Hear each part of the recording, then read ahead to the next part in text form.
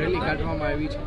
2010થી આદિવાસી સમાજનું બાળક ભણી ગણીને આગળ વધી શકે એટલા માટે પોસ્ટ મેટ્રિક શિષ્યવૃત્તિ યોજના એ અત્યાર સુધી શરૂ હતી, જેમાં સરકારે 28/10/2024ના રોજ એક પરિપત્ર કરી મેનેજમેન્ટ કોટાની જે શિષ્યવૃત્તિ હતી એ શિષ્યવૃત્તિ બંધ કરી દીધી છે। અને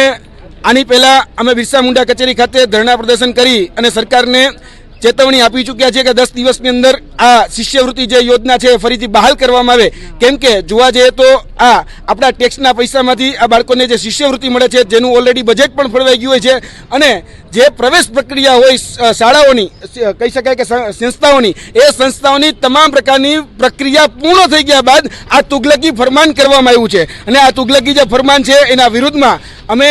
28/10/2024ના રોજ જે આ પરિપત્ર કરવામાં આવ્યો છે એના વિરુદ્ધમાં આજે રાજકોટમાં એટલે કે સૌરાષ્ટ્રમાં જોવા જઈએ તો 10,000થી વધારે બાળકો એવા છે કે જે આ શિષ્યવૃત્તિના માધ્યમથી ભણી ગણીને આગળ વધી રહ્યા છે, શિક્ષિત બની રહ્યા છે, દીક્ષિત બની રહ્યા છે। ક્યાંક ને ક્યાંક સરકારની આદિવાસી સમાજ વિરોધી માનસિકતા હોય એ આ સ્પષ્ટ થાય છે, કેમ કે આ જે યોજના અંતર્ગત જે કહી શકાય ગ્રાન્ટ આપવામાં આવતી હતી એમાં 75% ગ્રાન્ટ એ કેન્દ્ર સરકાર આપતી હતી અને 25% ગ્રાન્ટ એ રાજ્ય સરકાર આપતી હતી, અને તેના માધ્યમથી આ આદિવાસી સમાજનું બાળક આગળ ભણી ગણી શકે એટલા માટે પોસ્ટ મેટ્રિક શિષ્યવૃત્તિ યોજના 2010થી શરૂ હતી, પરંતુ 28/10/2024ના રોજ જે પરિપત્ર કરવામાં આવ્યો છે તેમાં મેનેજમેન્ટ કોટાની શિષ્યવૃત્તિ જે છે એ બંધ કરી દેવામાં આવી છે। અને આ પ્રવેશ પ્રક્રિયા પૂર્ણ થઈ ગયા બાદ નિર્ણય લેવામાં આવ્યો છે જો આ પ્રક્રિયા તાત્કાલિક ધોરણે એટલે કે જે શિષ્યવૃત્તિ છે તાત્કાલિક ધોરણે ચાલુ કરવામાં નહીં આવે તો વિધિન 5 દિવસની અંદર અમે ગાંધીનગર